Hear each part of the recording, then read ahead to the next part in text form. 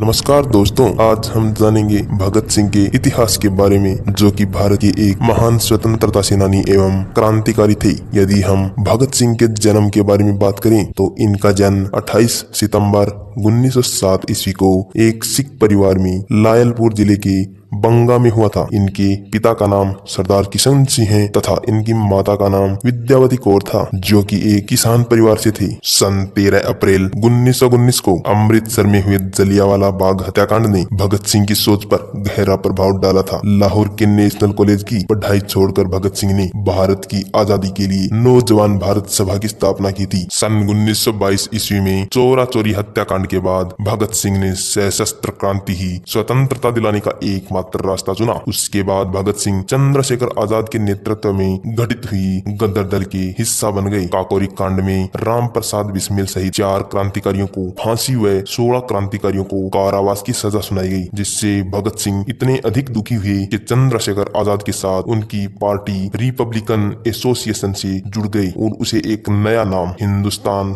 Socialist Republican association दिया। इस संगठन का उद्देश्य सेवा त्याग और पीड़ा झेल सकने वाले नव युवक तैयार करना था। भगत सिंह ने राजगुरु के साथ मिलकर 17 दिसंबर 1928 ईस्वी को लाहौर में सहायक पुलिस अधीक्षक रहे अंग्रेज अधिकारी जेपी सैंडर्स को मारा था। इस कार्रवाई में क्रांतिकारी चंद्रशेखर आजाद ने भी उनकी पूरी तरह सहायता की थी। उनके क्रांतिकारी साथी बटुकेश्वर दत्त के साथ मिलकर भगत सिंह ने वर्तमान नई दिल्ली स्थित ब्रिटिश भारत की तात्कालिक सेंट्रल असेंबली के सभागार संसद भवन में 8 अप्रैल 1929 ईस्वी को अंग्रेज सरकार को जगाने के लिए बम फेंका था। बम फटने के बाद उन्होंने इंकलाब जिंदाबाद, साम्राज्यवाद मुर्दाबाद का नारा लगाया और अपने साथ लाए हुए पर्चे हवा में उछाल दिए। इसके कुछ देर बाद ही वहां पुलिस आ गई और दोनों को गिरफ्तार कर लिया गया। भगत सिंह जेल में करीब 2 साल तक रहे थे। इस दौरान वे लेख लिखकर अपने क्रांतिकारी विचार व्यक्त करते थे। जेल में रहते हुए भी उनका अध्ययन लगातार जारी रहा। उन्होंने लिखा कि मजदूरों का शोषण करने वाला चाहे एक भारतीय ही क्यों न हो, वह उनका शत्रु है। उन्होंने जेल में एक अंग्रेजी लेख भी लिखा है जिसका शीर्षक था मैं नास्तिक क्यों हूँ। जेल में भगत सिंह व उनके साथियों ने 64 दिनों तक भूख हड़ताल भी की थी तथा उनके एक साथी यतेंद्रनाथ दास ने तो भूख हड़ताल में अपने प्राण ही त्याग दिए थे। 26 अगस्त 1930 ईस्वी को अदालत ने भगत सिंह को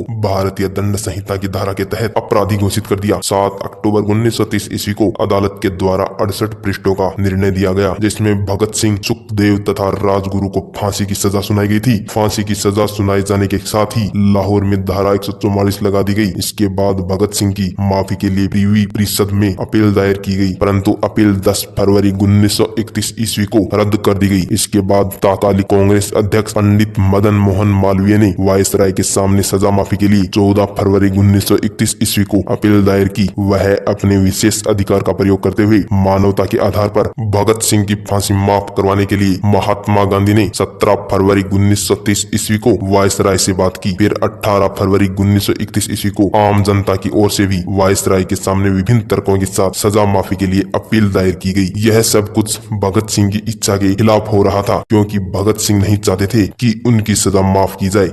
भगत सिंह फांसी पर जाने से पहले लेनिन की जीवनी पढ़ रहे थे और जब उनसे उनकी आखिरी इच्छा पूछी गई तो उन्होंने कहा कि वह लेनिन की जीवनी पढ़ रहे थे और उन्हें वह पूरी करने का समय दिया जाए। कहा जाता है कि जेल के अधिकारियों ने जब उन्हें यह सूचना दी कि उन्हें फांसी का वक्त हो गया है, तब उन्होंने कहा कि ठहरिए, पहले एक क्रांतिकारी दूसरे क्रांतिकारी से तो मिल लें। इस प्रकार फांसी की तय तारीख 24 मार्च 1931 ईस्वी से एक दिन पहले जनता के प्रदर्शन और विरोध के डर से सरकार ने 23 मार्च 1931 ईस्वी को शाम करीब 7:33 पर भगत सिंह तथा उनके 2 साथियों सुखदेव व राजगुरु को फांसी दे दी और इस प्रकार स्वतंत्रता सेनानी भगत सिंह अमर हो गई।